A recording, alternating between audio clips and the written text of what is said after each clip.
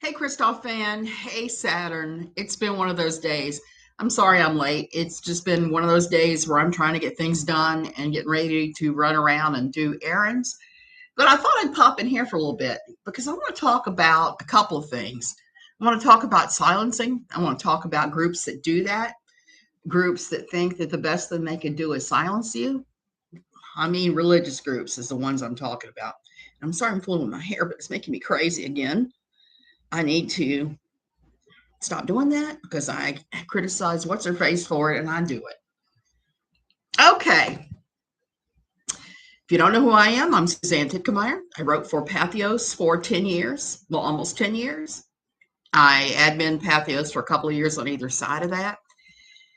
And now I'm kind of doing my own thing. And I'm writing a book where I'm actually talking about this thing. I'm talking about being silenced because that was a lot of my journey out of religion, was being silenced into religion and out of religion. I was thinking about that last night because I was writing about this very thing, and the the silencing starts early. When you come in and you have all these different ideas that are completely contrary to anything that you're being taught in the church. The first time you mention, hey, why is this? They're going to shut you down with the silencing type behavior. What do I mean? I was thinking back about that yesterday. When we first joined the church, my daughter was 4, and I was about 35, I think, at the time. And one day we were there, and it was one of these churches like the Duggars, where the ladies wore very loose, like potato sack like jumpers. A loose dress, it's sleeveless. You wear a fancy white blouse under it. It has usually a large collar or worked collar so that you don't become an eye trap, as they say in Quiverful. You can't be an eye trap. You can't be a stumbling block. You can't cause lust. And while you might look at those potato sack dresses and think, how is anybody lusting over that? Well, let me tell you something. There are men out there that would lust over anything. Hey, that Amber chick, they would lust over anything. You could be wearing a burqa. You could be wearing one of the head to toe things that the Muslims wear, the Muslim women wear. I can't even think of the name of it. Not just the burqa, but the whole head to toe shebang, so that your eyes are seen through that little beige thing. Hey, Jan, and their eyes are seen through that little beige thing. Hey, Jan, and there would still be some men out there that would find that erotic and would lust over it. So covering your lady lumps makes no difference. They will go there with it.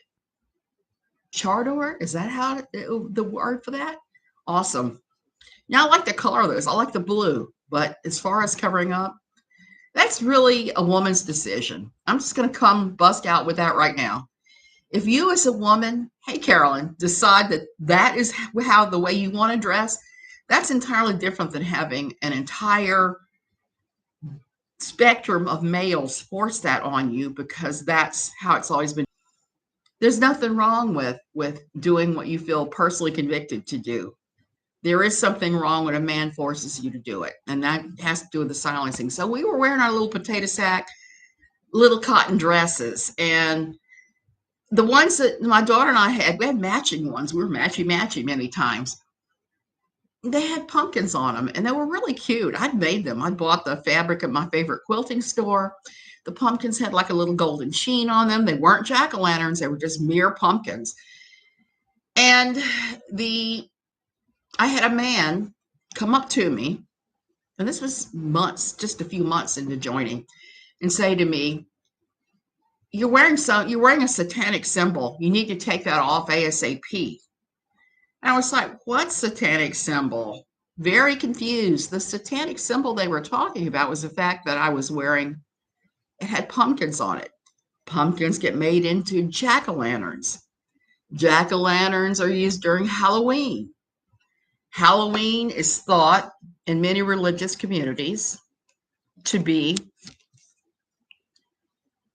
to be the epitome of satanic. Well, we had a lot of satanic panic at our old church.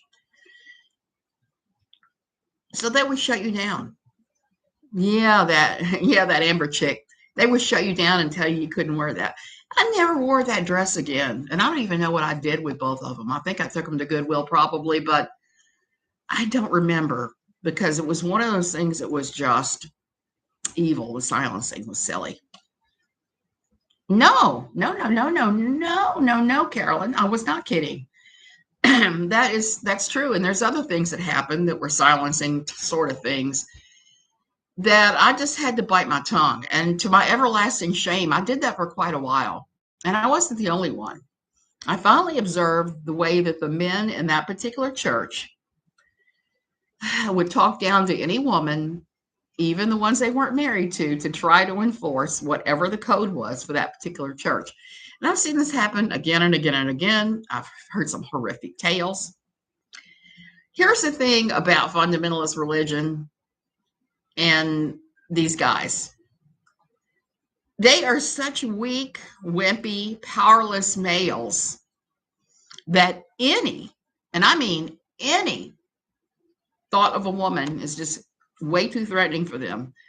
So they have to shut you down. They have to shut down and silence what you're saying because you might realize how powerful you are if they don't shut that down and get you silenced. Sometimes it's as overt as what happened to me, sometimes not. Oh, Saturn. Oh my goodness. Hey, Another Truth. Thank you. Yeah, you take care too. Yeah, I'm doing pretty well. That's wicked, Saturn. That is wicked. She would treat you like that because you had Jewish blood. Oh, you had Catholic blood in your Jewish self. And she hated me. She hated the fact I wore a cross with a Jewish star on it. You did it to spite her? Yeah. And so they want you to realize your own power. They want you to stay without a voice, without choices, completely cowed by the group. And patriarchy is a sick, twisted thing, I think, because so many men are so invested in it because they don't have any personal power of their own. So it's like if your boss is telling you what to do on the job or you're getting beat up by XYZ and you're the low man on the totem pole in everything there ever was, guess what you're going to do? You're going to look for those points where you have power. And then if you try to exercise your own personal power, they will shut you down because you're too threatening through their own little power. I started talking about in my book about my interactions with a lady that I call her. I don't call her by her real name. I call her Vonda. And she was on worship team with me, and she would even, hey Celine, she would do like a lot of guys would do. She would, but not like a lot of guys. She would do like Lori Alexander does and like many other female cultural enforcers of the quiverful type movement. And that is the same thing that some of the Jews did in the Nazi internment camps. And I know that's an extreme example, but that's really the best one I can come up with. There were Jews that were the ones that informed the Nazis who was doing what, who was trying to plot what, that turned their own people in for small gain, small obvious gain. So that is basically what the women who are cultural enforcers in high demand religious organizations are. I was called masculine in a church group online because I didn't want to talk about homemaking. Yeah, Celine, that happens too. It's all just so messed up. Oh, you went to Catholic boarding school, Jan? I did too for a little while. So where was I? I was talking about Vonda. Vonda was a female cultural enforcer that just enforced her little patch of ground hard and went after other women. For a while, Vonda came after me, and I was a lot thinner then. A lot thinner, same boobs, except my boobs are shriveled. I'm old. So when I was younger and thinner, I had double D cups for a while. And every time that I was on worship team and I wasn't wearing a potato sack, Vonda would go to the pastor and complain about my breasts and how immodest I was. I think that I could have been, I think if I'd have been flat chested, she'd have been happier. But that was her thing. She just tried. Oh, Selena, I'm convinced of it. I'm convinced that a lot of these guys that hate on gays are probably have some of those leanings themselves.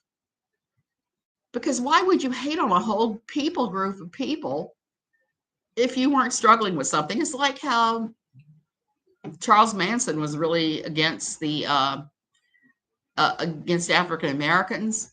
Turned out he was afraid he may have been the child of an African American. Uh, Hitler and the whole Jewish thing, same deal. These weak men, that's what they do. Now, Manson is interesting. I want to talk about him sometime, but not today. Let me just throw this out here. I've read a lot about Manson because it was kind of fascinating in my time frame because I had seen some Manson family members in the New Orleans area had the X burned into their foreheads. So I was always fascinated with that because I was a child when that happened. Manson took a lot of his beliefs and practices straight from the holiness church that he attended as a child. Jonathan Shelley hates women. Yes, yes, yes. I'm convinced he's an actual misogynist too, because his churches are so segregated. You can get called a whore if you casually, in the pure way, talk to someone's husband. Celine, that's exactly right. So it wasn't just boobs that Vonda was upset about. She was hypercritical of every other woman for every other reason in the world. One time I had to host the worship team fellowship. We all took turns on worship team hosting that once a month. We'd all get together and just spend every couple of months, maybe, because it wasn't every month. We'd just get together and hang out and have food and talk. And I hosted it one time. I hosted it one time and she came running out of my bathroom to complain about my toilet paper. Yeah.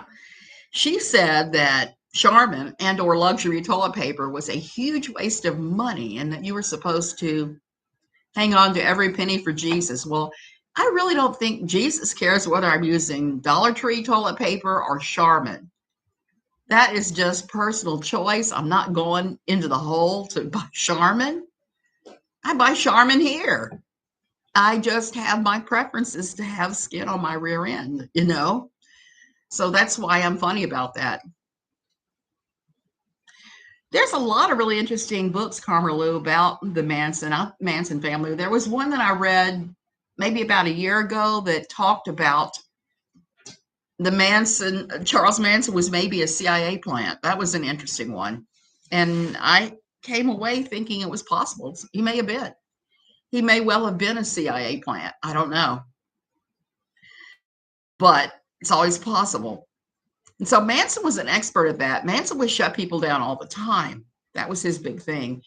He loved to shut people down, especially women. Women were not allowed any kind of opinion or anything. Manson was a patriarchist in almost the purest sense of the word. Women were there for like just a couple of reasons. Yeah, that probably is. It's a really good one. I walked around with so much shame because it was implied I was a whore for talking to someone's husband in a casual way. You should trust your spouse enough to casually interact with the opposite sex. Celine, I absolutely agree. My old church did some of that too. And I'm always one of those, I've always been one of those people where I enjoy everybody. I enjoy men, women, talk to children. I've had some really good conversations with teenagers through the years that have given me a different perspective on things. So I'm not one of these people that believes that you should, restrict yourself to one sex, one age group, one whatever. I don't think so. I'm mostly an introvert, and I'm an observer in a lot of ways. But if I run across someone interesting, I will talk to them, just if nothing else than to talk to them and pick their brain. I like to do that. Earlier today, I was watching my guilty, not pleasure. It's my morning ritual. I listen to soft white underbelly while I'm getting dressed and doing different things. And it's always so disturbing. And people have always come out of really hard circumstances there, including occasionally you'll run into someone who's come out of a religious CULT. But basically, a lot of times, these people will talk about how they don't feel seen by anybody. They don't feel seen or appreciated or even personally respected. And I think that's a big problem in our world. I know that I myself tend to not personally respect people that I don't have any. Oh, Selena, I do too. He's doing. I told somebody he's doing the Lord's work because he's exposing the humanity of the people that I don't know about you, but those people would not. I don't run across those people here at all. Now, we do have some people here that are extremely impoverished, some Americans, but it's pretty rare that you run across them. I didn't feel seen or appreciated as a godly woman, so that's why I went the opposite route for a short time. Celine, I didn't feel seen either, and it was a hard struggle for me because I've been raised Catholic and in a family that was pretty much godless. We called it Marians and Barians, Christmas and Easter. That was the only time we ever went to church in our family. Except my father, he used to drag me to church on a regular basis, to the Episcopal Church. So I knew things were very different outside of our high demand religious organization I was part of. But I really wasn't confident enough to express any of that. Not at all. I hadn't been a Christian that long, so I kept my mouth shut a lot of times over things I should have said something about. Like the time that I was at someone's house and they pushed their disabled wife out the door at midnight in the snow to buy wet nuts for their ice cream. That incident has always stuck with me. And when I told my husband on the ride home, I was like, I can't believe he did that. I can't believe he did that. It's like, well, that's their marriage. That's how they do things. No, that is not their marriage. That's not how they do things. That is abusive, patriarchal theology in play. She could barely walk. She had to go out to Walmart in the snow to get him his wet nuts for his ice cream sundae. Even then, I saw red. My generation seems to be going back to traditionalism. I don't think I like it. I have a traditional thinking, but I'm not a traditionalist in the classic sense.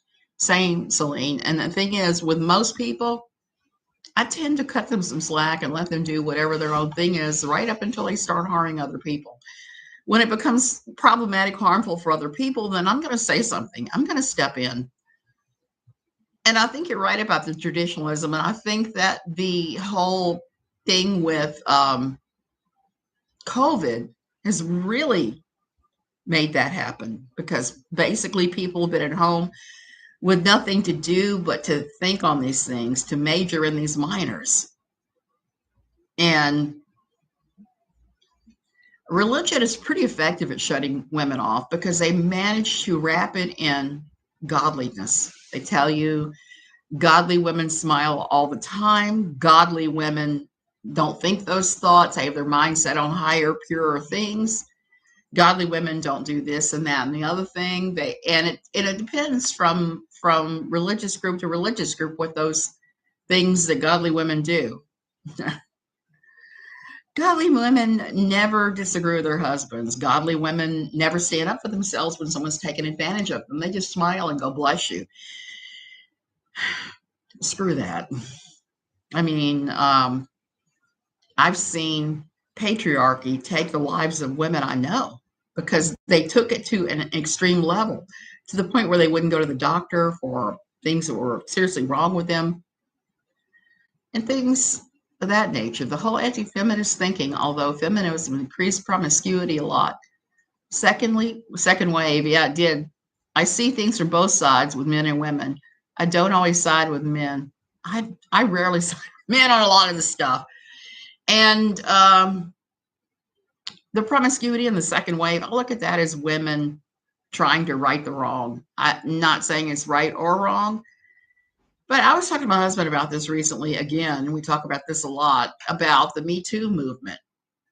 It's kind of like a pendulum. Sometimes the pendulum goes too far one way, and then it goes back the other way too far, and then it goes plumb center. I'm convinced more and more, the older I get, that the middle way is the kinder, more gentle way in most things, and that we're not supposed to be our brother's keeper. I don't care what it says in the Bible. We're not supposed to be throwing rocks at anybody that doesn't line up with our idea of what Jesus is or shouldn't be or should be.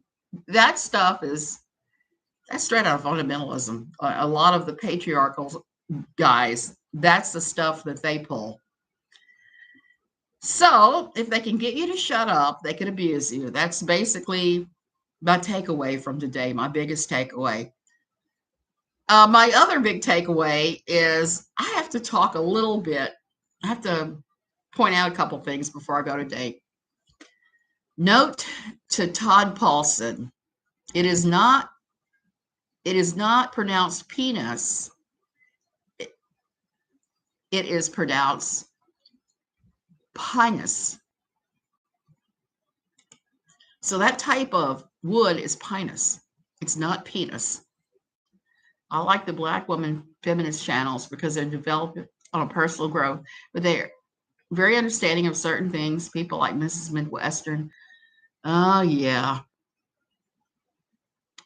They really are.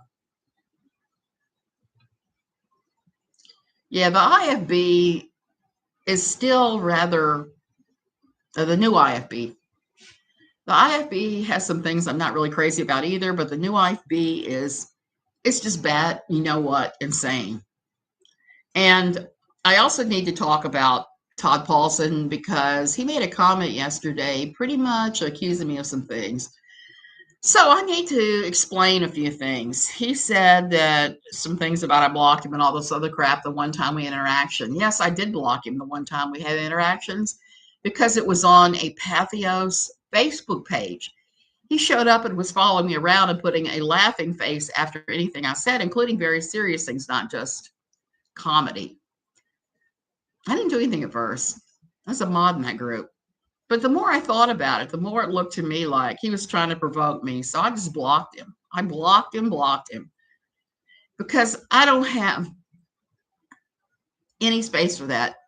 Celine, I'm the same way. I love African-American women. Unfortunately, there are very few of them here to hang out with. Very few. And the whiteness sometimes gets to me, the very whiteness of the community I'm in.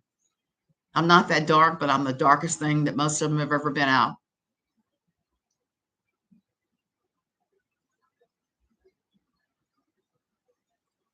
So Todd, you know, I blocked you for a reason because I did not want to have problems with you. So I blocked you. And that's my right as an American. I don't have to look or justify anything I do.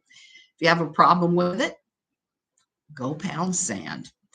The other thing I wanted to talk about just a hair this morning is that there is a follower of Without a Box of Kleenex named Veronica Starlight. Yesterday, I came across a comment she made where she pretty much issued a physical threat to Todd Chrisley. Now, it was a coded physical threat, and that's something that fundamentalism does a lot. They have this coded language, so they're saying these things that don't sound that bad, and it's not, So what it was is she said that she thought a blanket party needed to happen to Todd Chrisley. You may or may not know what a blanket party is. It's in Full Metal Jacket and a couple other things. It was a military term. I only knew of it because my husband was in military intelligence for the first, 5 or 6 years we were married. He was in the military, and it's a term from there because sometimes blanket parties would happen, and they're brutal. The fact that she suggested this thing just horrifies me. Basically, what it is you throw a blanket over the person that you want to beat up. You have like a bar of soap in a sock or one of those padlocks wrapped in a blanket, and you just start beating the crap out of the blanketee, the person you blanketed.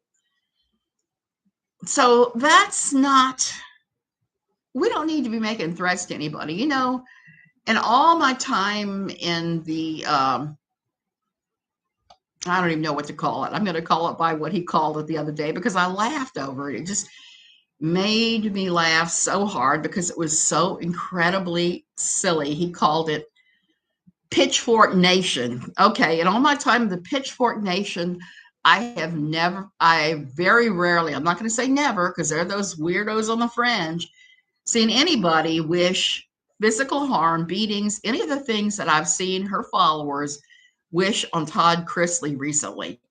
If I were Todd, I would be contacting the FBI over that particular thing because it was wicked, it was vile. That shouldn't happen ever.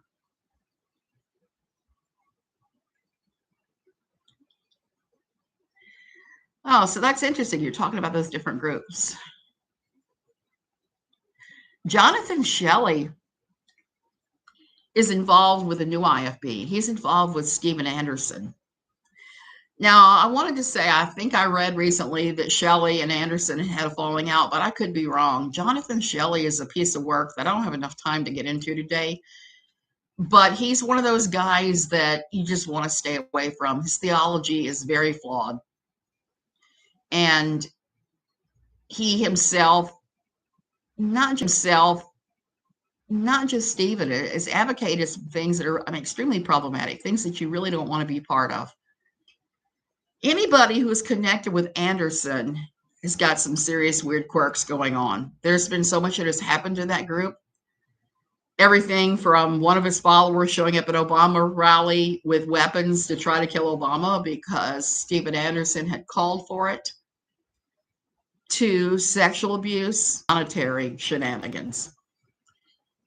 Adam Fanning was a pastor at one of Anderson's groups, and he accused Anderson of coming up and taking the money like a mob boss. I don't know how true that is, but that circles me around to silencing, because when you're online, you're going to get pushback. You're going to get people that think you're the worst. I mean, you're going to get people who think you're the bee's knees, and you're going to get people that think you're the worst. I personally am comfortable with praise, but I am so used to being pilloried and called all kinds of filthy names that it doesn't even register now when people do it. When they do it, I'm just kind of like, whatever.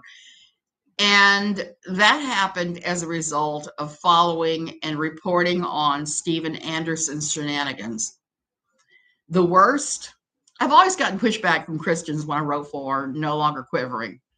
And that's why I started the site, Jerks for Jesus, to put all that stuff there, because I couldn't believe some of the stuff that fellow believers were saying to me about my thoughts on theology. The worst ones were members of groups like Anderson's. I remember one calls himself Sharkley Kenneth Ince was, I think, his name. He was in Kansas. He started calling me jiggly bingo wings, which I started saying, yeah, that's right. I'm in my 60s. Of course I have jiggly bingo wings. You know, when you turn 60, you have those things unless you're like dieting like crazy and working out like crazy, and life's too short for that. Much of the anti-homosexual talk, Celine, they do that. They do that. That is their thing. And they called for the deaths of homosexuals. They called for the government to execute homosexuals. So Anderson's followers bring another just crazy layer to people calling you out and calling you filthy names. And I always said at NLQ, the funniest thing was the ones that said the worst things and the most obscene things. The ones that say the worst and most obscene things to people who have different theology are the ones that are the most Christian. They call themselves Christian, I should say. The ones that are running around out in public going, praise you, Jesus. And then like, you're a dirty whore that's going to die a horrible death. I pray somebody puts an arrow through your head. Okay. After having been through a trial by fire from those people for 10 years, there is nothing that anybody on YouTube could ever say to me that would ever rattle me. Rattle me, because it's just, I've been through the fire. I'm forged. Prairie. They put me on blast and talking about some things I didn't like about the group and called me a wolf, and it was terrible. Celine, that's what they do. Even if you agree with them on eternal security and everything else, if you don't fall in line with everything they say, you're outed. And to me, that's a CULT. Bingo! Yahtzee! You just have called it out. And the thing that's scary to me about silencing people and cults and everything else is it could be a group that has nothing to do with religion that has the exact same dynamics. And if anybody threatens the core philosophy, then they circle the wagons and start throwing steaming crap at everybody else. And you're kind of like, oh, so that's what that's about. Okay. And I think we see a lot of that, especially online. So all I can say is develop a thicker skin and stay away from groups that do that. Just go where you're celebrated. Go where the people like you. And if you start running across that crap, you're just like, whatever, because it's been done before. We've all been through it. It doesn't make it right. It doesn't always feel comfortable to sit through it, even when you're pretty used to it. But it is what it is. It's just someone else's opinion. Perry, I don't know Kimmy, so we'll have to. There are other good people in that group, but they don't talk to you if you don't agree with the non-essential things. Celine, that's actually pretty common in the not just the new IFB, but the IFB. I've seen that happen too. And even in recovery groups, recovered from religion groups, I've seen there be splinters, people splinter off and just lose their damn minds and keep going into tighter and tighter circles, trying to define who is a true believer and who is not a true believer. And at the end, you just have 2 or 3 people that are acting as mirrors towards each other. They're bouncing the same theology back and forth off each other. They're getting tighter and tighter, and it's getting more and more toxic. Yeah, it is. It is, Prairie. I hate to say that. And I've seen it. I saw it in my church. I saw it in recovery. Not every person in the group, though, is a terrible person. There's some very lovely women and men. Celine, there are in every group. And there are always people, I think like I was in my old church, where I didn't agree with everything, but I kept my mouth shut because belonging was stronger than anything else going on. And they got to me when I was in a terrible place of misery, of torture because of my daughter's illnesses. So they got to me then, and I stayed a long, long, long time, like 15, 16, 17 years. And it took almost that same amount of time to get out and to start recovering. And like I said, I'm not always recovered. Sometimes triggers happen. People can say just the exact wrong thing to you, and off you go. This past Sunday was the first time in a long, long time that I went to church with my husband. And it didn't go well. It wasn't because of theology. I had asthma, but that's kind of beside the point. I haven't been to the place where he's going enough to see what their theology is to be able to call it healthy or unhealthy.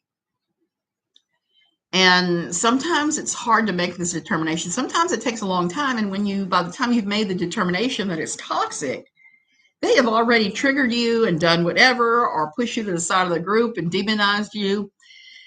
And that's just wrong.